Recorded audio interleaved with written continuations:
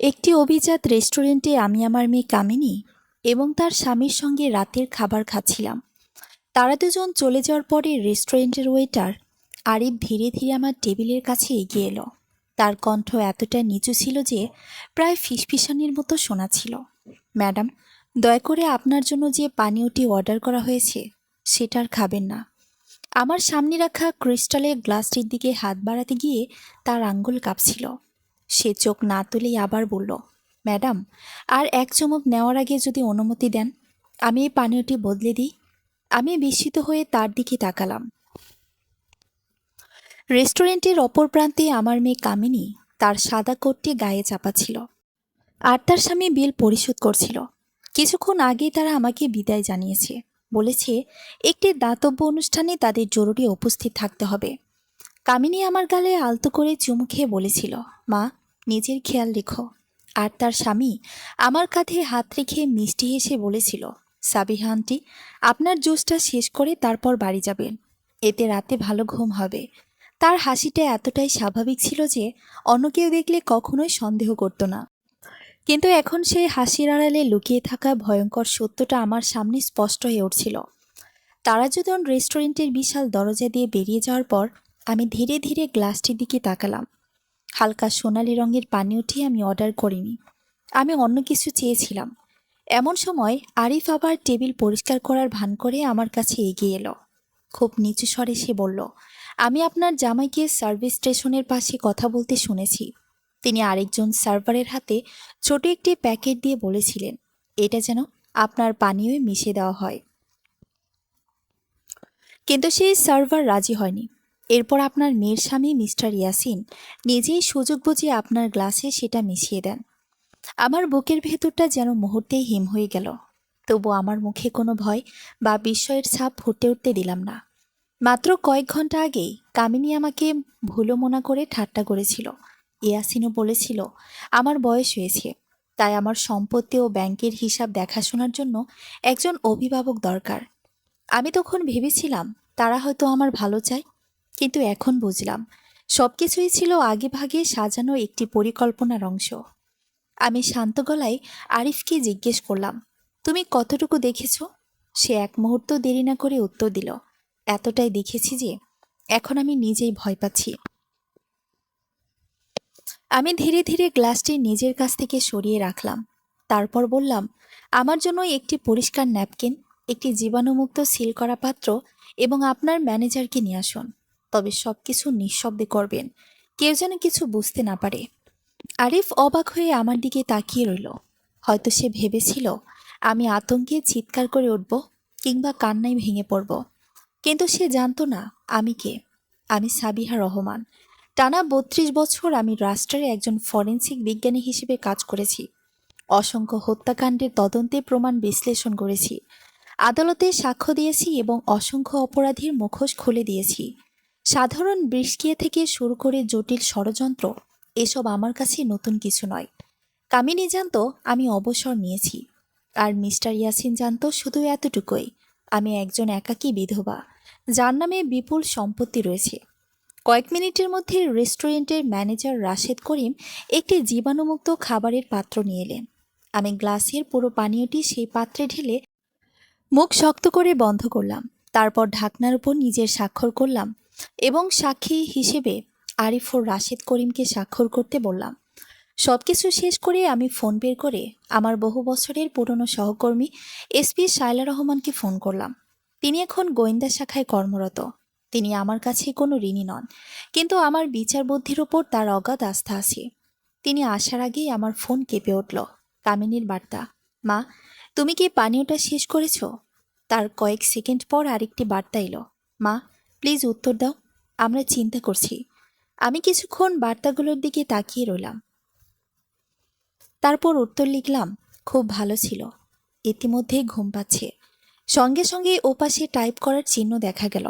কয়েক মুহূর্ত পর কামিনীর নতুন বার্তা এলো, ভালো, তুমি বাড়ি গিয়ে বিশ্রাম নাও, আগামীকালের সব ব্যবস্থা আমরা করে নেব। আমি কোনো উত্তর দিলাম না, শুধু ফোনে স্ক্রিন বন্ধ করে দিলাম। আরিফ ধীরে ধীরে জিজ্ঞেস করলো, ম্যাডাম, ওরা কি করতে চায়? আমি জানলার বাইরে ঝরে পড়া বৃষ্টির দিকে তাকিয়ে রইলাম। মনে পড়ে গেল আজ সকালের সেই পাওয়ার অফ অ্যাটর্নি কাগজগুলোর কথা, যেগুলো মিস্টার ইয়াসিন আমার সামনে রেখে স্বাক্ষর করতে বলেছিল। আমি শান্ত স্বরে বললাম, ওরা মনে করছে আগামীকাল থেকে আমার সব কিছু ওদের হয়ে যাবে, কিন্তু আমি নিশ্চিত করব আগামীকাল তাদের জন্য জীবনের সবচেয়ে বড় দুঃস্বপ্ন হয়ে ওঠো। কিছুক্ষণ থেমে আমি আবার বললাম, আর আজকের রাতটা ওরা যেন কোনোদিন ভুলতে না পারে। রেস্টুরেন্টের কাজ ঘেরা জানালার ওপাশে তখনও অবিরাম বৃষ্টি ঝরছিল। রাস্তার লাইটের আলো ভেজা পিচের ওপর পড়ে এক অদ্ভুত সোনালি আভা তৈরি করছিল, কিন্তু সেই সৌন্দর্য কিছুই যেন স্পর্শ করছিল না সাবিহা রহমানকে। তার সামনে রাখা সিল করা প্রমাণের পাত্রটির দিকে স্থির দৃষ্টিতে তাকিয়েছিলেন তিনি। সে ছোট্ট পাত্রের ভেতরে হয়তো লুকিয়ে আছে এমন এক সত্য যা তার পুরো জীবনকে বদলে দিতে পারে। রেস্টুরেন্টের ম্যানেজার রাশেদ করিম সাবধানে প্রমাণের পাত্রটি একটি বিশেষ সংরক্ষণ ব্যাগে ভরে টেবিলের ওপর রাখলেন। পাশে দাঁড়িয়ে থাকা আরিফের মুখে এখনও আতঙ্কের ছাপ স্পষ্ট। সে বারবার চারপাশে তাকাচ্ছিল, যেন এই মুহূর্তেই কেউ এসে তাকে চুপ করিয়ে দেবে। সাবিহা ধীর কণ্ঠে বললেন, আরিফ, তুমি আজ যা করেছ সেটা একজন মানুষের জীবন বাঁচানোর মতো কাজ। এখন থেকে একটা বিষয় মনে রাখবে, আজকের ঘটনা নিয়ে কাউকে একটি শব্দ বলবে না। যতক্ষণ পর্যন্ত সত্য আমাদের হাতে না আসে ততক্ষণ নীরবতাই হবে আমাদের সবচেয়ে বড় অস্ত্র। আরিফ গম্ভীর মুখে মাথা নাড়ল, তার কণ্ঠে এখনও ভয়ের কম্পন। ম্যাডাম, যদি ওরা জেনে যায় আমি আপনাকে সাবধান করেছি। সাবিহা মৃদু হাসলেন। অপরাধীরা সবসময় ভাবে তারা সবকিছু নিয়ন্ত্রণ করছে, আমরা ওদের সেই বিশ্বাসটাকেই ভাঙব। ঠিক তখনই কাচের দরজা খুলে ভেতরে প্রবেশ করলেন এসপি লায়লা রহমান। গায়ে ভেজা রেইনকোট, মুখে স্বাভাবিক দৃঢ়তা। তিনি কোনো কথা না বলে সোজা সাবিহার সামনে এসে বসলেন। সাবিহা প্রমাণের ব্যাগটি তার দিকে এগিয়ে দিয়ে বললেন, আমাকে সম্ভবত বিষ খাওয়ানোর চেষ্টা করা হয়েছে। লায়লা ব্যাগটি হাতে নিয়ে কিছুক্ষণ নীরবে পরীক্ষা করলেন, তারপর বললেন, শুরু থেকে সব বলো। সাবিহা একে একে পুরো ঘটনা খুলে বললেন। ইয়াসিনের আচরণ, আরিফের সতর্ক বার্তা, কামিনীর বার্তা, এমনকি সকালের সেই পাওয়ার অফ অ্যাটর্নি কাগজ পর্যন্ত কিছুই বাদ দিলেন না। সব শুনে লায়লা বললেন, আজ রাত থেকেই তদন্ত শুরু হবে, তবে একটা বিষয় নিশ্চিত করতে হবে, ওরা যেন বুঝতে না পারে যে তুমি সব জেনে গেছো। সাবিহা নিজের ফোন বের করে দেখালেন। কামিনীর পাঠানো বার্তাগুলো এখনও স্ক্রিনে জ্বলজ্বল করছে। মা, পানীয়টা শেষ করেছ? মা, উত্তর দাও। এর জবাবে সাবিহা লিখেছিলেন, খুব ভালো ছিল, এখন খুব ঘুম পাচ্ছে। তারপরে কামিনী লিখেছিল, ভালো, কাল সকালে আমরা চলে আসব। লায়লা ফোনটা নামিয়ে রেখে বললেন, অর্থাৎ ওরা এখন নিশ্চিত পরিকল্পনা সফল হয়েছে। সাবিহা শান্তভাবে উত্তর দিলেন, ঠিক তাই, আর সেই ভুল বিশ্বাসটাই হবে আমাদের সবচেয়ে বড় সুবিধা। এর মধ্যে রেস্টুরেন্টের ম্যানেজার একটি পেনড্রাইভ নিয়ে ফিরে এলেন। ম্যাডাম, আজ রাতের সিসিটিভি ফুটেজ কপি করে এনেছি। তিনজন দ্রুত রেস্টুরেন্টের কনফারেন্স রুমে চলে গেলেন। বড় মনিটরে ফুটেজ চালু হতেই সবাই নিঃশব্দ হয়ে গেল। ভিডিওতে দেখা গেল কামিনী, ইয়াসিন এবং সাবিহা হাসি মুখে রাতের খাবার খাচ্ছেন। কিছুক্ষণ পর একজন সার্ভার পানীয় পরিবেশন করল। এরপর ইয়াসিন ফোনে কথা বলার পর ভান করে উঠে সার্ভিস স্টেশনের দিকে গেল। লায়লা ভিডিও থামালেন, এই অংশটা ধীরে চালাও। ফুটেজ ধীরগতিতে চলতে শুরু করলো। দেখা গেল ইয়াসিন পকেট থেকে ছোট একটি সাদা প্যাকেট বের করে অন্য এক সার্ভারের হাতে দিতে চাইছে। সার্ভার মাথা নেড়ে না করে দিল। তারপর চারপাশে একবার তাকিয়ে ইয়াসিন নিজে দ্রুত সাবিহার টেবিলে ফিরে এলো। সে গ্লাসটি হাতে তুলে কয়েক সেকেন্ডের জন্য আড়াল করল, এরপর আবার আগের জায়গায় রেখে স্বাভাবিকভাবে নিজের চেয়ারে বসে পড়ল। ঘরজোরে নিরাপত্তা নেমে এলো। আরিফ ফিসফিস করে বলল, আমি ঠিক এটাই দেখেছিলাম। সাবিহা কয়েক মুহূর্ত স্ক্রিনের দিকে তাকিয়ে থেকে বললেন, ভিডিওটা আরেকবার চালাও। লায়লা আবার ফুটেজ চালালেন। হঠাৎ সাবিহা বললেন, থামাও। স্ক্রিন ধীর হয়ে গেল। তিনি আঙ্গুল তুলে বললেন, দেখো। ইয়াসিন গ্লাস ধরার আগে ডান হাতের গ্লাভস খুলে ফেলেছে। লায়লা বিস্ময়ে জুম করলেন। সত্যিই তাই, পাতলা স্বচ্ছ গ্লাভস খুলে পকেটে রাখার পরই সে গ্লাস স্পর্শ করেছিল। লায়লা ধীরে বললেন, এত ছোট বিষয়ে তোমার চোখ এড়ায়নি। সাবিহা শান্ত কণ্ঠে উত্তর দিলেন, অপরাধী যতই সাবধান হোক, তার শরীরের ভাষা কখনো পুরোপুরি অভিনয় করতে পারে না। ঠিক তখনই লায়লার সরকারি ফোন বেজে উঠল। তিনি কল রিসিভ করতে ওপাশ থেকে দ্রুত কিছু বলা হলো। কয়েক সেকেন্ডের মধ্যেই তার মুখের ভাব পাল্টে গেল। কল কেটে তিনি সাবিহার দিকে তাকালেন। তোমার বাড়ির সামনে আমাদের টহল দল পৌঁছেছে। তারপর তোমার বাড়ির প্রধান গেট খোলা, অথচ তুমি তো এখনো বাড়িই যাওনি। সাবিহার চোখ দুটো সংকুচিত হয়ে এলো। তিনি স্পষ্ট মনে করতে পারছেন বের হওয়ার আগে নিজের হাতে গেটে তালা লাগিয়েছিলেন। তাহলে এই মুহূর্তে তার বাড়ির ভেতরে কে আছে, আর তারা কি খুঁজছে? রাত তখন প্রায় 10:30। রেস্টুরেন্টের উষ্ণ আলো পেছনে ফেলে সাবিহা রহমান, এসপি লায়লা রহমান এবং দুজন সাদা পোশাকের গোয়েন্দা দ্রুত গাড়িতে উঠে বসলেন। বাইরে বৃষ্টি আরও বেড়েছে। ওয়াইপারের প্রতিটি দোলায় সামনের রাস্তা কয়েক সেকেন্ডের জন্য পরিষ্কার হচ্ছে, আবার মুহূর্তে ঝাপসা হয়ে যাচ্ছে। কিন্তু সাবিহার মাথার ভেতরে ছবিগুলো ছিল একেবারে পরিষ্কার। বাড়ির প্রধান গেট তিনি নিজের হাতে তালাবদ্ধ করেছিলেন। যদি সেটি এখন খোলা থাকে, তবে কেউ সেখানে উদ্দেশ্য নিয়ে প্রবেশ করেছে।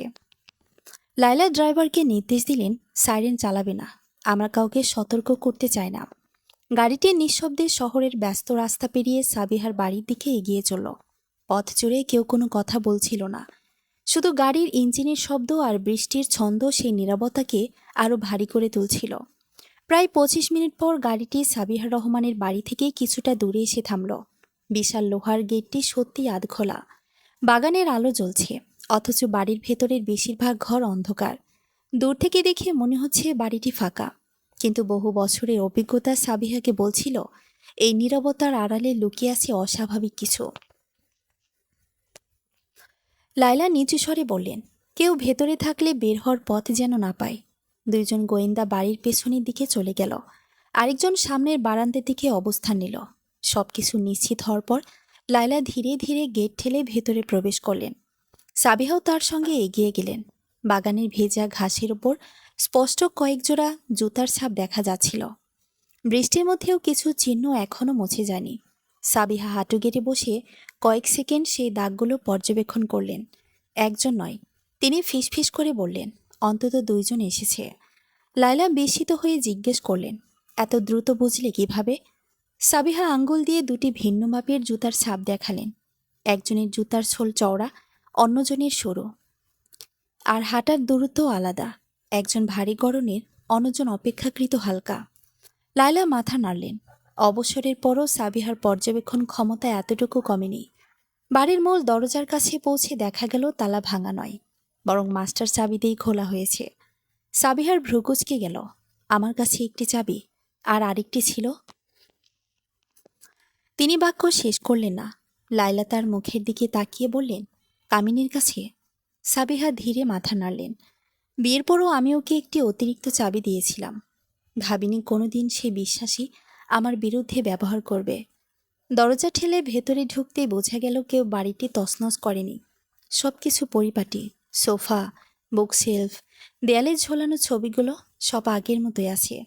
কিন্তু অভিজ্ঞ চোখে সাবিহা বুঝলেন, এই নীরব শৃঙ্খলার মধ্যেও কোথাও না কোথাও একটি অদৃশ্য পরিবর্তন ঘটেছে। তিনি সোজা নিজের স্টাডি রুমের দিকে এগিয়ে গেলেন। ঘরে ঢুকেই তার দৃষ্টি পড়ল ডেস্কের ওপর রাখা কলমটির দিকে। সেটি সামান্য ডান দিকে সরে আছে। লায়লা অবাক হয়ে বললেন, এতটুকু দেখে বুঝলে? সাবিহা শান্ত গলায় উত্তর দিলেন, আমি প্রতিদিন কাজ শেষ করে কলমটি ডায়েরির সমান্তলে রেখে উঠি। এটা আমার বহু বছরের অভ্যাস। তিনি ডেস্কের ড্রয়ার খোলেন। ওপরে থাকা কাগজপত্র ঠিকই আছে, কিন্তু নিচের গোপন খোপটি খোলা। সেখানে রাখা একটি নীল রঙের ফাইল নেই। লায়লা জিজ্ঞেস করলেন, ওই ফাইলে কি ছিল? সাবিহা কয়েক মুহূর্ত চুপ করে থেকে বললেন, আমার সম্পত্তির মূল দলিল নয়, তার চেয়ে গুরুত্বপূর্ণ কিছু। কি? গত 10 বছরে আমার তৈরি ব্যক্তিগত নোট, কার নামে কি সম্পত্তি থাকবে, কোন দাপত্য প্রতিষ্ঠানে কি যাবে, আর মৃত্যুর পর কোন আইনজীবী কিভাবে সব পরিচালনা করবে, সব লেখা ছিল সেখানে। লায়লার চোখ সংকুচিত হয়ে এলো। তাহলে কেউ তোমার উইল সম্পর্কিত তথ্য খুঁজছিল? সাবিহা ধীরে মাথা নাড়লেন, কিন্তু তারা ভুল ফাইল নিয়ে গেছে। মানে? সাবিহা বুকশেলফের একটি পুরনো বই টেনে বের করলেন।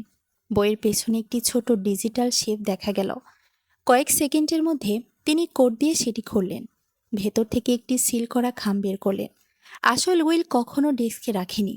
লায়লা স্বস্তির নিঃশ্বাস ফেলেন। অর্থাৎ তারা এখনও আসল নথি পায়নি। সাবিহা মৃদু হেসে বললেন, যারা পরিকল্পনা করে হত্যা করতে আসে তারা সাধারণত প্রথমে লোভের ফাঁদে পা দেয়। ঠিক তখনই পেছনের দরজা দিয়ে এক গোয়েন্দা দ্রুত ভেতরে ঢুকলেন। ম্যাডাম, লায়লা ঘুরে দাঁড়ালেন। কি হয়েছে? গ্যারেজের পাশে ডাস্টবিনে একটি পোড়া কাগজের অংশ পাওয়া গেছে। সাবিহা দ্রুত সেখানে গেলেন। ভেজা ছাইয়ের ভেতর থেকে সাবধানে কাগজের টুকরোগুলো বের করা হলো। বেশিরভাগই পড়ে গেছে, তবে একটি অংশে এখনও কয়েকটি শব্দ পড়া যাচ্ছে। Power of attorney. আরেকটি টুকরোয় দেখা গেল স্বাক্ষর সাবিহা রহমান। সাবিহার চোখে কঠিন দৃষ্টি নেমে এলো। ওরা শুধু আমাকে বিষ খাইয়ে হত্যা করতে চায়নি, লায়লা ধীরে বললেন, তার আগে তোমার সম্পত্তির নিয়ন্ত্রণও নিতে চেয়েছিল। ঠিক সেই মুহূর্তে বাড়ির দ্বিতীয় তলা থেকে ক্ষীণ একটি শব্দ ভেসে এলো। মনে হলো যেন কেউ ধীরে ধীরে দরজা বন্ধ করল। সবাই একসঙ্গে ওপরের দিকে তাকালো। লায়লা ইশারায় দুজন গোয়েন্দাকে সিঁড়ির দিকে এগোতে বললেন। বাড়িটি তো খালি থাকার কথা, তাহলে দ্বিতীয় তলায় এখন কে আছে? দ্বিতীয় তলার সেই ক্ষীণ শব্দটি শোনার পর মুহূর্তের মধ্যে বাড়ির পরিবেশ বদলে গেল। কয়েক সেকেন্ড আগেও যে নীরবতা ছিল নিস্তেজ, এখন সেটাই যেন অদৃশ্য আতঙ্কে ভারী হয়ে উঠেছে। লায়লা রহমান হাত তুলে সবাইকে থেমে যাওয়ার ইশারা করলেন। দুইজন গোয়েন্দা কর্মকর্তা অস্ত্র প্রস্তুত করে ধীরে ধীরে সিঁড়ির দিকে এগিয়ে গেলেন। সাবিহাও তাদের পেছনে দাঁড়ালেন, কিন্তু তার চোখ ছিল সিঁড়ির ধাপে নয়, রেলিংয়ের ওপর। ধুলো জমার একটি নির্দিষ্ট রেখা ভেঙে গেছে। মনে হচ্ছে কিছুক্ষণ আগেই কেউ রেলিং শক্ত করে ধরে ওপরে উঠেছে। সাবিহা নিচু স্বরে বললেন, যেই হোক। সে তাড়াহুড়ো করেনি, সে জানত বাড়িতে কেউ নেই। লায়লা মাথা নাড়লেন, অর্থাৎ সে পরিকল্পনা করেই এসেছে। ধীরে ধীরে সবাই দ্বিতীয় তলায় উঠতেই করিডোরের শেষ প্রান্তে থাকা স্টাডি রুমের দরজাটি আধখোলা দেখা গেল। বাতাসে দরজাটি সামান্য দুলছে, কিন্তু কয়েক মুহূর্ত আগেই তো এই দরজাটি সম্পূর্ণ বন্ধ ছিল। একজন গোয়েন্দা সাবধানে দরজাটি ঠেলে খুলতেই ভেতরে কেউ নেই। ঘরটি প্রায় অন্ধকার, শুধু জানালার ফাঁক দিয়ে বিদ্যুতের ঝলকানি এসে মাঝে মাঝে পুরো ঘর আলোকিত করে দিচ্ছে। সাবিহা ধীরে ধীরে ঘরে ঢুকে চারপাশে তাকালেন। বুকশেলফ, পুরনো কাঠের টেবিল, দেয়ালে টাঙানো সার্টিফিকেট সব আগের জায়গাতে আছে, কিন্তু তার অভিজ্ঞতা বলছিল ঘরে কেউ ছিল। তিনি জানালার কাছে এগিয়ে গিয়ে নিচের বাগানের দিকে তাকালেন। ভেজা মাটির উপর স্পষ্ট পায়ের ছাপ দেখা যাচ্ছে। কেউ জানালা দিয়ে নেমে পালিয়েছে। পেছনের দিকটা ঘিরে ফেল, লায়লা জোরে বললেন। দুজন গোয়েন্দা দ্রুত নিচে নেমে গেল, কিন্তু কয়েক মিনিট পর ফিরে এসে জানালো বাড়ির পিছনে দেয়াল টপকে পালিয়ে গেছে লোকটি। বৃষ্টির কারণে তার স্পষ্ট কোনো চিহ্ন পাওয়া যাচ্ছে না। সাবিহা জানালার ফ্রেমের দিকে তাকিয়ে দেখলেন একটি ছোট কালো কাপড়ের তন্তু কাঠে আটকে আছে। তিনি নিজের ব্যাগ থেকে একটি ছোট টুইজার বের করে সেটি সাবধানে সংগ্রহ করলেন। লায়লা অবাক হয়ে বললেন, অবসরের পরও তুমি এখনও ফরেন্সিক কিট সঙ্গে রাখো? সাবিহা মৃদু হেসে উত্তর দিলেন, অভ্যাস কখনো অবসর নেয় না। ঠিক তখনই নিচতলা থেকে একজন কনস্টেবল দৌড়ে এসে বলল, ম্যাডাম, গ্যারেজের সিসিটিভির মেমোরি কার্ড নেই। লায়লা থমকে গেলেন, মানে? ক্যামেরা অক্ষত আছে, কিন্তু ভেতরের স্টোরেজ কার্ড খুলে নেওয়া হয়েছে। সাবিহা সঙ্গে সঙ্গে বললেন, তাহলে তারা জানতো কোন ক্যামেরায় কি রেকর্ড হয়। এটা কোনো সাধারণ চোরের কাজ নয়। তিনি কয়েক মুহূর্ত চুপ থেকে আবার বললেন, আরও বড় প্রশ্ন হলো, ওরা কি এমন করেছে যার প্রমাণ মুছে ফেলতে হলো? কথা শেষ হতে সাবিহার ব্যক্তিগত ফোন বেজে উঠল। স্ক্রিনে ভেসে উঠল কামিনী কলিং। লায়লা ইশারায় বললেন, রিসিভ করো, কিন্তু কিছু বোঝাবে না। সাবিহা স্বাভাবিক কণ্ঠে ফোন ধরলেন, হ্যালো মা, এত রাতে এখনও জেগেছ? কামিনীর কণ্ঠে উদ্বেগীর অভিনয় স্পষ্ট। হ্যাঁ, একটু ঘুম আসছিল না। তুমি তো বলেছিলে বাড়ি চলে গেছো, এখন কোথায়? সাবিহা এক সেকেন্ডও দেরি না করেই বললেন, বাড়িতেই আছি, চা বানিয়েছি, মাথাটা এখনও ভার লাগছে। ওপাশে কয়েক মুহূর্ত নীরবতা। তারপর কামিনী বলল, মা, দরজা জানালা ভালো করে বন্ধ করে ঘুমিও। করব। ফোন কেটে যাওয়ার পর লায়লা বললেন, ও তোমার অবস্থান নিশ্চিত করতে চাইছিল। সাবিহা মাথা নাড়লেন, হ্যাঁ, আর যদি বাড়ির ভেতরে তাদের কেউ থেকে থাকে, তাহলে সে হয়তো এখনই খবর দেবে যে আমি ফিরে এসেছি। একথা শেষ হতেই বাইরে বাগানের দিক থেকে একটি গাড়ির ইঞ্জিন স্টার্ট হওয়ার শব্দ ভেসে এলো। সবাই একসঙ্গে ছুটে জানালার কাছে গেল। দূরে কালো রঙের একটি এসইউভি দ্রুত গেট পেরিয়ে অন্ধকার রাস্তায় মিলিয়ে গেল। গোয়েন্দারা তাড়া করতে বের হলেও কয়েক মিনিটের মধ্যে ফিরে এলো। গাড়ির নম্বর প্লেটে কাদা লাগানো ছিল, নম্বর পড়া যায়নি। সাবিহা গভীর নিঃশ্বাস ফেলেন। ওরা প্রস্তুত হয়ে এসেছিল। ঠিক তখনই তার চোখ পড়ল স্টাডি রুমের মেঝেতে পড়ে থাকা একটি ছোট ধাতব জিনিসের ওপর। তিনি সেটি তুলে হাতে নিতেই চমকে উঠলেন। এটি ছিল একটি বিশেষ ধরনের কাফলিঙ্গের অর্ধেক অংশ। সামনের অংশে খোদাই করা ইংরেজি অক্ষর ওয়াই। সাবিহা কিছুক্ষণ সেটির দিকে তাকিয়ে রইলেন। হঠাৎ তার মনে পড়ে গেল, মাত্র 3 দিন আগে একটি পারিবারিক নৈশভোজে মিস্টার ইয়াসিন ঠিক এমনই রূপালী কাফলিং পরে এসেছিলেন। তিনি সেটি একটি প্রমাণের খামে ভরে লায়লার হাতে দিলেন। এখন এটা আদালতে প্রমাণ নয়, তিনি শান্ত কণ্ঠে বললেন, কিন্তু তদন্তকে সঠিক পথে নিয়ে যাওয়ার জন্য যথেষ্ট। লায়লা খামটি হাতে নিয়ে বললেন, আজ রাতেই ল্যাবে পাঠানো হবে। যদি এতে আঙ্গুলের ছাপ, তন্তু বা ডিএনএ থাকে, তাহলে আমরা অনেক দূর এগিয়ে যাব। বাইরে বজ্রপাতের তীব্র আলো এক মুহূর্তের জন্য পুরো বাড়িটাকে আলোকিত করে দিল। আর সেই আলোতে সাবিহার চোখ হঠাৎ গিয়ে থামল করিডোরের দেয়ালে ঝোলানো পারিবারিক ছবিটির ওপর। ছবিটি সামান্য কাত হয়ে আছে, কিন্তু তিনি স্পষ্ট মনে করতে পারছেন বাড়ি থেকে বের হওয়ার আগে ছবিটি একদম সোজা ছিল। তিনি ধীরে ধীরে ছবিটির দিকে এগিয়ে গেলেন। করিডোরের দেয়ালে ঝোলানো পারিবারিক ছবিটির সামনে এসে সাবিহা রহমান থমকে দাঁড়ালেন। ছবিটি মাত্র কয়েক ডিগ্রি কাত হয়ে আছে। সাধারণ চোখে হয়তো এটি তেমন কিছুই নয়, কিন্তু সাবিহা জানতেন তিনি কখনোই দেয়ালে কোনো ছবি বেঁকাভাবে রেখে যান না। বহু বছরের শৃঙ্খলাবদ্ধ জীবন তাকে এমন অভ্যাসই শিখিয়েছে। তিনি 2 হাত দিয়ে ছবির ফ্রেমটি আলতো করে স্পর্শ করলেন। ফ্রেমটি সামান্য নড়তেই ভেতর থেকে ধাতব কিছুর সঙ্গে ঘষা লাগার মতো ক্ষীণ শব্দ শোনা গেল। লায়লা রহমান কাছে এসে ফিসফিস করে বললেন, কিছু বুঝতে পারছো? সাবিহা কোনো উত্তর দিলেন না। ধীরে ধীরে ছবিটি দেয়াল থেকে নামিয়ে মেঝেতে রাখলেন। তারপর দেয়ালের মাঝখানে হাত বুলিয়ে দেখতে লাগলেন। কয়েক সেকেন্ড পর তার আঙ্গুল একটি অস্বাভাবিক উঁচু অংশে গিয়ে থামল। এখানে একটা ফাঁপা জায়গা আছে। লায়লা বিস্মিত হয়ে তাকালেন। তুমি আগে জানতেই? না, কিন্তু যে ছবিটা ইচ্ছে করে কাট করা হয়েছে তার পেছনে কিছু না কিছু থাকার সম্ভাবনা ছিল। একজন গোয়েন্দা ছোট একটি টর্চ এগিয়ে দিল। আলো ফেলতেই দেখা গেল দেয়ালের ভেতরে খুব ছোট একটি গোপন কোঠরি তৈরি করা হয়েছে। কোঠরির দরজাটি পুরোপুরি বন্ধ ছিল। সাবিহা সাবধানে সেটি খোলেন। ভেতরে একটি কালো রঙের ছোট্ট এসইউভি ড্রাইভ এবং একটি ভাঁজ করা খাম। ঘরে উপস্থিত সবাই নিঃশব্দ হয়ে গেল। সাবিহা প্রথমে খামটি খোলেন। ভেতরে একটি মাত্র কাগজ। সেখানে নিজের হাতের লেখায় দেখে তিনি বিস্মিত হলেন। কাগজের ওপরে লেখা, যদি কোনোদিন আমার মৃত্যু স্বাভাবিক না মনে হয়, তাহলে এই এসইউভি ড্রাইভটি তদন্ত কর্মকর্তার হাতে তুলে দিও। নিচে তার নিজের স্বাক্ষর। লায়লা অবাক হলে বললেন, এটা কি তুমি লিখেছিলে? সাবিহা কিছুক্ষণ চুপ থেকে উত্তর দিলেন, প্রায় 5 বছর আগে একটি আলোচিত হত্যা মামলার তদন্ত করতে গিয়ে বুঝেছিলাম অনেক সময় তদন্তকারী নিজেই একদিন শিকার হয়ে যেতে পারে। তাই সতর্কতার জন্য এটা লিখেছিলাম। কিন্তু এত বছর পর নিজেকে এটা পড়তে হবে ভাবিনি। তিনি ইউএসবি ড্রাইভটি হাতে নিয়ে দীর্ঘশ্বাস ফেললেন। ভাগ্য ভালো যে এখানে এসেছিল সে ছবির পেছনে এই কোঠরির কথা জানত না। লায়লার সঙ্গে সঙ্গে একজন প্রযুক্তি বিশেষজ্ঞকে ফোন করলেন। কিছুক্ষণের মধ্যে একটি ফরেনসিক ল্যাপটপ নিয়ে একজন কর্মকর্তা উপস্থিত হলেন। সাবিহা নিজে ইউএসবি ড্রাইভটি সংযুক্ত করলেন। স্ক্রিনে মাত্র একটি ফাইল দেখা গেল।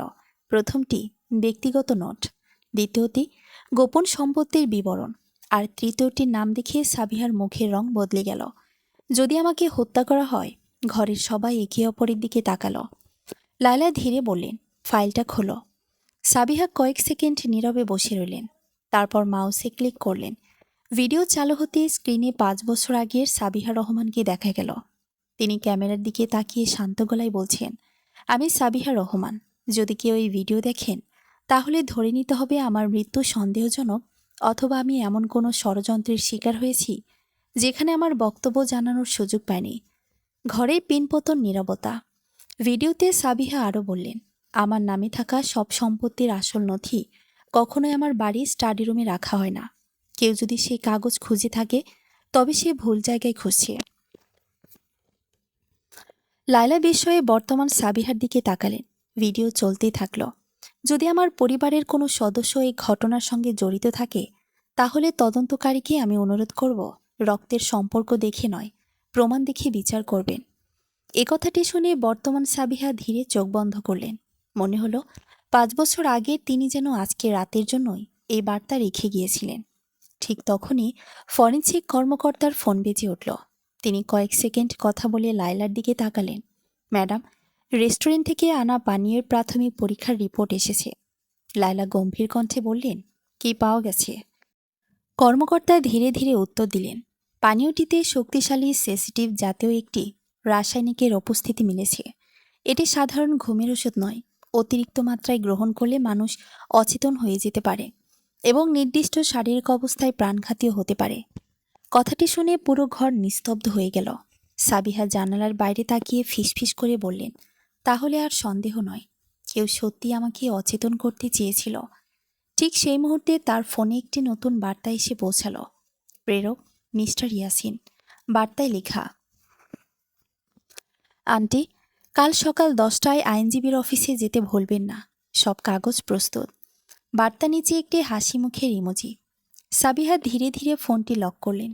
তারপর লায়লার দিকে তাকিয়ে বললেন, আগামীকাল আমরা ওদের খেলায় অংশ নেব, কিন্তু নিয়ম লিখব আমরা। রাত প্রায় শেষের দিকে। বাইরে বৃষ্টি থেমে গেলেও ভেজা বাতাসে এখনও কাদামাটির গন্ধ ভাসছে। সাবিহা রহমান ড্রয়িং রুমের বড় জানালার সামনে দাঁড়িয়েছিলেন।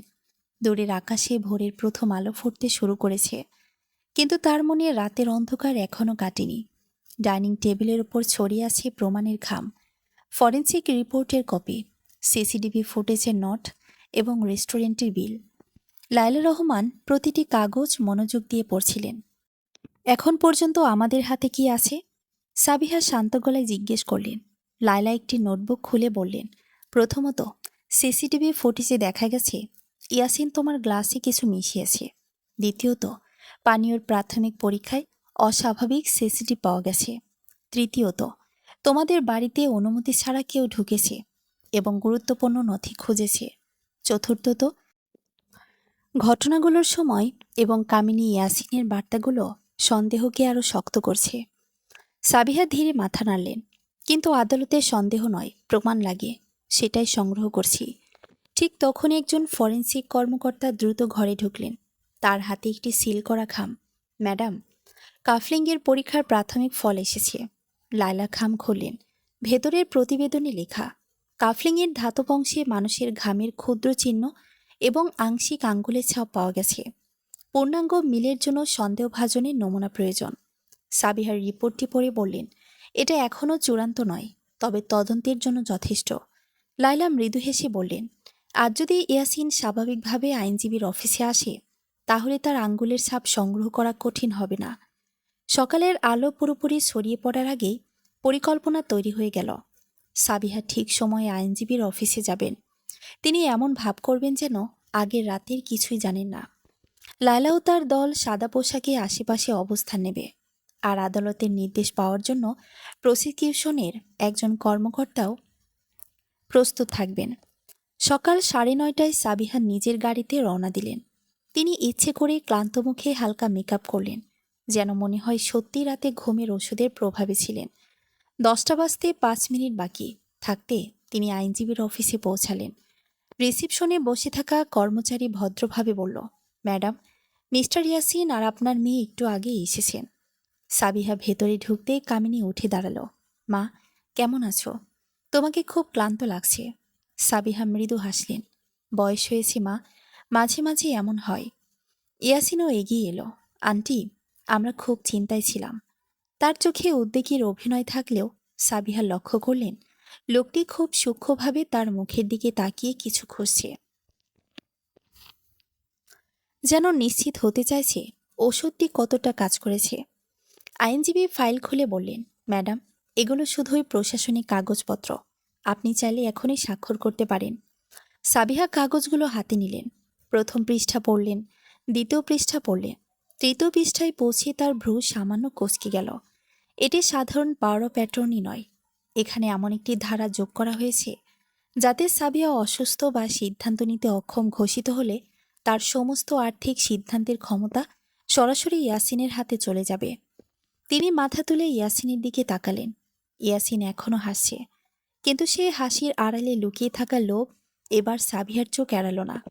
তিনি কলম হাতে তুলে নিলেন। কামিনী স্বস্তির নিঃশ্বাস ফেলল। ঠিক তখনই সাবিহা শান্ত কণ্ঠে বললেন, স্বাক্ষর করার আগে একটা ছোট প্রশ্ন করতে চাই। ঘরের ভেতর মুহূর্তেই নীরবতা নেমে এলো। ঘরের ভেতর এমন নীরবতা নেমে এলো যে দেয়ালে ঝোলানো ঘড়ির টিক টিক শব্দ পর্যন্ত স্পষ্ট শোনা যাচ্ছিল। সাবিহা রহমান কলমটি আঙ্গুলের ফাঁকে ঘুরিয়ে কাগজের ওপর ঝুঁকে পড়লেন। কামিনীর নিঃশ্বাস আটকে তার দিকে তাকিয়ে আছে। অন্যদিকে মিস্টার ইয়াসিনের ঠোঁটের কোণে সেই পরিচিত ভদ্র হাসি, কিন্তু তার চোখে অস্থিরতার ছাপ স্পষ্ট। সাবিহা শান্তস্বরে বললেন, আমি জীবনে হাজার হাজার কাগজ পরীক্ষা করেছি, অভ্যাসটা এখনও যায়নি, তাই স্বাক্ষর করার আগে প্রতিটি লাইন পড়ে নেওয়ার বদ্যাভ্যাস আছে। আইনজীবী মৃদু হেসে বললেন, অবশ্যই ম্যাডাম, আপনার যত সময় লাগে নিন। সাবিহা ধীরে ধীরে তৃতীয় পাতাটি টেবিলের উপর রাখলেন। এই ধারাটা কে যুক্ত করেছে? আইনজীবী কাগজের দিকে তাকিয়ে বললেন, মিস্টার ইয়াসিনের অনুরোধে এটি যোগ করা হয়েছে। তিনি বলেছেন, ভবিষ্যতে আপনার শারীরিক অবস্থার অবনতি হলে যেন সম্পত্তি পরিচালনায় কোনো আইনি জটিলতা না হয়। সাবিহা এবার সরাসরি ইয়াসিনের দিকে তাকালেন, আমাকে না জানিয়ে। ইয়াসিন সঙ্গে সঙ্গে উত্তর দিল, আন্টি, আমরা তো আপনার ভালোর জন্যই করেছি। আপনি কয়েক মাস ধরেই অনেক কিছু ভুলে যাচ্ছেন, তাই ভাবলাম আগে ভাগে ব্যবস্থা থাকলে সুবিধা হবে। কামনীও দ্রুত বলল, মা, তুমি ভুল বুঝছ, আমরা শুধু তোমাকে সাহায্য করতে চাই। সাবিহা মৃদু হাসলেন, সাহায্য? তিনি কাগজের একটি লাইন আঙ্গুল দিয়ে দেখিয়ে বললেন, এখানে লেখা আছে, আমি যদি সিদ্ধান্ত নেওয়ার অযোগ্য ঘোষিত হই, তাহলে আমার সব ব্যাংক হিসাব, শেয়ার, জমি, বাড়ি সবকিছুর আর্থিক নিয়ন্ত্রণ এককভাবে মিস্টার ইয়াসিনের হাতে চলে যাবে। ঘরের বাতাস যেন আরও ভারী হয়ে উঠল। ইয়াসিন এবার কিছুটা অস্বস্তি লুকিয়ে বলল, এটা তো শুধু আইনি ভাষা আন্টি, আইনি ভাষা আমি তোমার জন্মের আগেই পড়তে শিখেছি। এই একটি বাক্যেই পুরো ঘর নিস্তব্ধ হয়ে গেল। আইনজীবী বুঝতে পারলেন পরিস্থিতি স্বাভাবিক নেই। তিনি কাগজগুলো আবার নিজের সামনে টেনে নিলেন। ম্যাডাম, যদি কোনো আপত্তি থাকে তাহলে আমরা নতুন খসড়া তৈরি করতে পারি। সাবিহা ধীরে মাথা নাড়লেন, না, আজ আর কোনো কাগজে আমি স্বাক্ষর করব না। ইয়াসিনের মুখের হাসি মুহূর্তেই মিলিয়ে গেল, কিন্তু আন্টি, সব প্রস্তুতি তো হয়ে গেছে। প্রস্তুতি অনেক কিছুরই হয় বাবা, সব প্রস্তুতি সফল হয় না। কামিনী এবার মায়াভরা কণ্ঠে বলল, মা, তুমি কি আমাদের বিশ্বাস করো না? সাবিহা মেয়ের চোখের দিকে তাকিয়ে রইলেন। কয়েক সেকেন্ড কেউ কোনো কথা বলল না। তারপর তিনি ধীরে বললেন, বিশ্বাস একদিনে ভাঙে না কামিনী, কিন্তু একবার ভেঙে গেলে সহজে জোড়াও লাগে না। কথাটা শুনে কামিনী চোখ নামিয়ে নিল। ঠিক তখনই রিসিপশনের একজন কর্মচারী দরজায় নক করে ভেতরে ঢুকল। স্যার, বাইরে দুজন অফিসার আপনার সঙ্গে দেখা করতে চান। ইয়াসিন চমকে উঠল, আমার সঙ্গে? জি স্যার। লায়লা রহমান তখনও সাদা পোশাকে পাশের কক্ষে অপেক্ষা করছিলেন। পরিকল্পনা অনুযায়ী তিনি এখনও নিজের পরিচয় প্রকাশ করেননি। ইয়াসিন বাইরে বেরিয়ে যেতেই একজন কর্মকর্তা ভদ্রভাবে বললেন, স্যার, কয়েকটি সাধারণ তথ্য যাচাই করতে চাই। আপনার পরিচয়পত্রটি একটু কি দেখতে পারি? ইয়াসিন পরিচয়পত্র বের করল। কোনো সমস্যা হয়েছে? না, রুটিন যাচাই। কথা বলতে বলতেই কর্মকর্তা একটি গ্লাস পানি এগিয়ে দিলেন। ইয়াসিন গ্লাসটি হাতে তুলে এক চুমুক খেল, তারপর সেটি টেবিলে রেখে দিল। অফিসার শান্তভাবে কথোপকথন শেষ করে চলে গেলেন। দূর থেকে সবকিছু দেখছিলেন লায়লা। তিনি গ্লাভস পরে গ্লাসটি একটি প্রমাণের ব্যাগে ভরে ফেললেন। সাবিহা নিচু স্বরে বললেন, এখন আমাদের কাছে তার স্পর্শ করা কাজ আছে।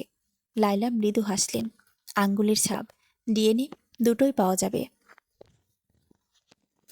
এদিকে অফিসে ফিরে এসে ইয়াসিন নিজেকে স্বাভাবিক রাখার চেষ্টা করছিল, কিন্তু তার কপালে ছোট ছোট ঘামের ফোঁটা জমে উঠেছে।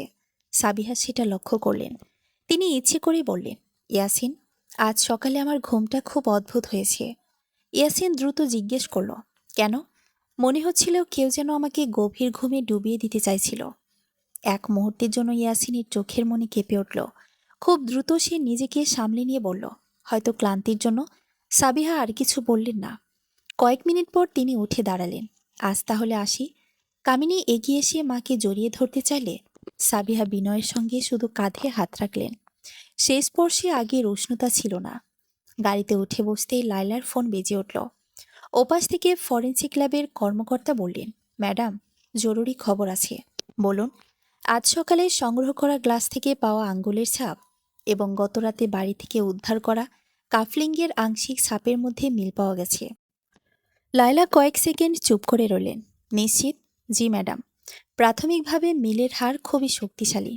লায়লা ফোন কেটে সাবিহার দিকে তাকালেন। এখন আমাদের হাতে শুধু সন্দেহ নেই। সাবিহা জানালার বাইরে তাকিয়ে শান্ত গলায় বললেন, এখনও শেষ প্রমাণটা বাকি। কোনটা? প্রমাণ করতে হবে। ওরা শুধু সম্পত্তি নিতে চায়নি, আমাকে হত্যা করার পরিকল্পনাও করেছিল। ঠিক তখনই সাবিহার ফোনে একটি নতুন বার্তা এলো। প্রেরক কামিনী। মা, আজ রাতে আমরা তোমার বাসায় আছি, তোমার সঙ্গে জরুরি কথা আছে। বার্তাটি পড়ে সাবিহা ধীরে ফোনটি লক করলেন। তারপর লায়লার দিকে তাকিয়ে বললেন, মনে হচ্ছে ওরা নিজেরাই আমাদের কাছে আসে।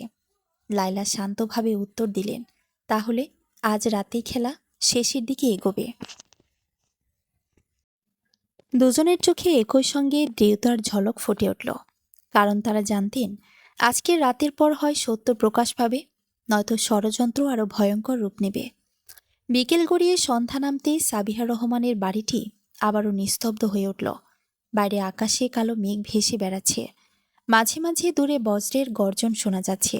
কিন্তু আজকের নীরবতা আর আগের মতো অসহায় নয়। বাড়ির প্রতিটি কোণ পরিকল্পনা অনুযায়ী প্রস্তুত। সাদা পোশাকে গোয়েন্দা কর্মকর্তারা আশপাশের বাড়িতে এবং বাগানের বিভিন্ন স্থানে অবস্থান নিয়েছেন। বাড়ির ভেতরের কয়েকটি স্থানে আদালতের অনুমোদন অনুযায়ী অডিও ভিডিও রেকর্ডিংয়ের ব্যবস্থাও করা হয়েছে। লায়লা রহমান পাশের কক্ষে বসে পুরো পরিস্থিতি পর্যবেক্ষণ করছিলেন। আজ কাউকে ফাঁসানো নয়, যা ঘটবে তাই নথিভুক্ত হবে। রাত ঠিক ৮টায় কলিং বেল বেজে উঠল। সাবিহা ধীরে দরজা খুললেন। দরজার ওপাশে দাঁড়িয়ে কামিনী আর মিস্টার ইয়াসিন। দুজনের মুখে কৃত্রিম হাসি। মা, কেমন আছো? কামিনী এগিয়ে এসে বলল, ভালো আছি, ভেতরে এসো।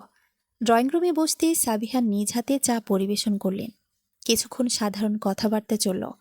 তারপর ইয়াসিন নিজেই মূল প্রসঙ্গ তুলল। আন্টি, সকালে আপনি কাগজে সই না করায় আইনজীবী অবাক হয়েছেন।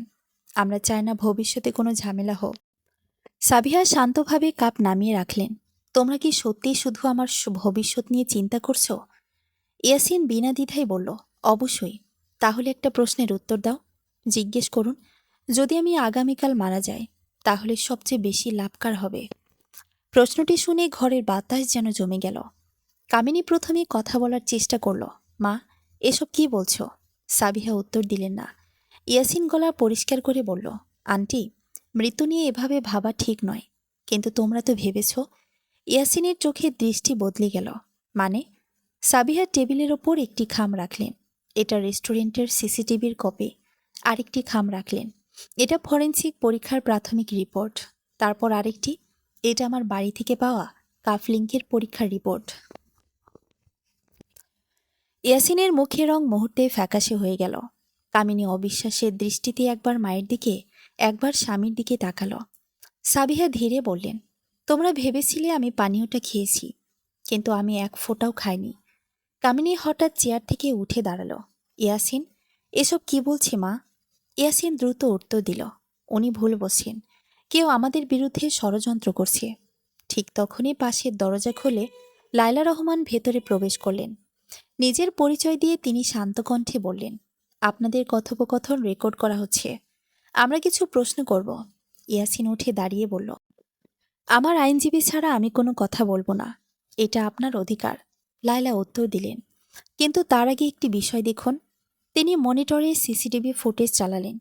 ভিডিওটি স্পষ্ট দেখা গেল ইয়াসিন পকেট থেকে একটি ছোট প্যাকেট বের করে সাবিহার গ্লাসে কিছু মিশিয়ে দিচ্ছে।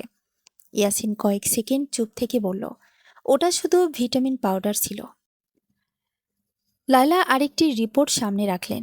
প্রাথমিক পরীক্ষায় পানীয়ে শক্তিশালী সিসিটিভির উপস্থিতি পাওয়া গেছে। কামিনী এবার ধীরে ধীরে স্বামীর দিকে তাকালো।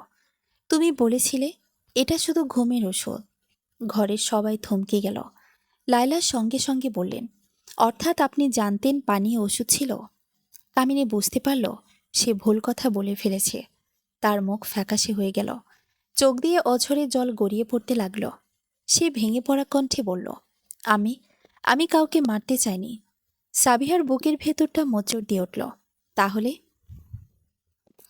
কামিনী কাঁদতে কাঁদতে বলল, ইয়াসিন বলেছিল তোমাকে কিছুদিন বিশ্রামে রাখতে হবে। তুমি যদি অচেতন থাকো তাহলে সহজেই কাগজে সই করানো যাবে। আমি জানতাম না ওষুধটা এত বিপজ্জনক। ইয়াসিন চিৎকার করে উঠল, চুপ করো। কিন্তু ততক্ষণে অনেক দেরি হয়ে গেছে। লায়লা ইশারা করতেই দুজন কর্মকর্তা এগিয়ে এলেন। ইয়াসিন পালানোর চেষ্টা করলেও দরজার কাছে তাকে আটকে ফেলা হলো। হাতকড়া পরানোর সময়ও সে বলছিল, সব মিথ্যা, আমাকে ফাঁসানো হচ্ছে।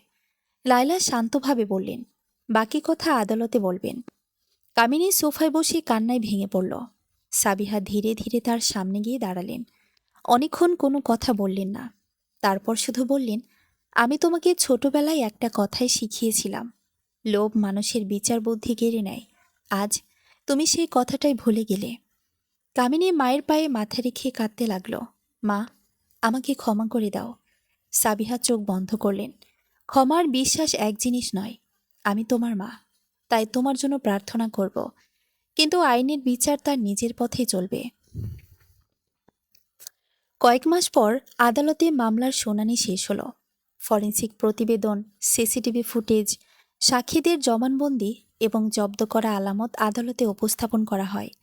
আদালত সব প্রমাণ বিবেচনা করে সিদ্ধান্ত নেন যে মিস্টার ইয়াসিন পরিকল্পিতভাবে সাবিহা রহমানকে অচেতন করে তার সম্পত্তির নিয়ন্ত্রক নেওয়ার ষড়যন্ত্র করেছিলেন। সেই অপরাধে তাকে দোষী সাব্যস্ত করা হয়। কামিনীর ক্ষেত্রে আদালত তার ভূমিকা, স্বীকারোক্তি এবং তদন্তে সহযোগিতার বিষয়গুলো বিবেচনায় নিয়ে আইন অনুযায়ী রায় দেন। মামলা শেষ হওয়ার পর একদিন সাবিহা আবার সেই রেস্টুরেন্টে গেলেন। আরিফ তখনও সেখানে কাজ করছে। তাকে দেখে আরিফ আবেগে বলল, ম্যাডাম, আপনি ভালো আছেন দেখে খুব আনন্দ লাগছে। সাবিহা মৃদু হেসে বললেন, সেদিন তুমি সাহস না দেখালে হয়তো আজ আমি বেঁচে থাকতাম না। তিনি আরিফের হাতে একটি খাম তুলে দিলেন। এটা কোনো দান নয়, একজন সৎ মানুষের প্রতি কৃতজ্ঞতা। রেস্টুরেন্ট থেকে বেরিয়ে সাবিহা আকাশের দিকে তাকালেন। বৃষ্টি থেমে গেছে। মেঘ সরে গিয়ে সূর্যের আলো ফুটে উঠেছে। তিনি মনে মনে বললেন, রক্তের সম্পর্ক মানুষকে আপন করে, কিন্তু সততা মানুষকে মহান করে। আর সত্য, সত্য একদিন না একদিন আলোর মুখ দেখেই। ধীরে ধীরে তিনি সামনের পথে হাঁটতে শুরু করলেন। পেছনে রয়ে গেল বিশ্বাসঘাতকতার এক অধ্যায়। সামনে অপেক্ষা করছিল নতুন এক জীবন, যেখানে ভয় নয়, সত্যই তার সবচেয়ে বড় শক্তি। সমাপ্ত।